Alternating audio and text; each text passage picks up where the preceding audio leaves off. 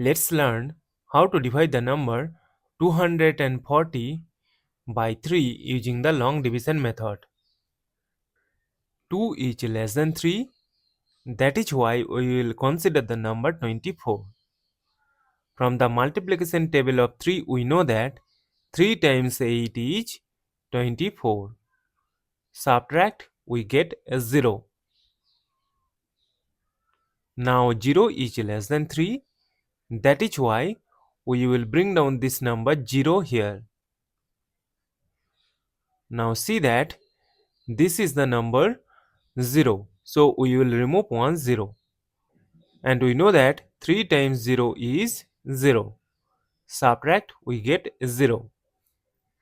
As we have no number to bring down here and we get the number 0, so we will stop. Therefore, 240 divided by 3 is equal to 80. And this is our final answer. Thank you for watching. Please like, share and comment on the video. Also do subscribe the channel.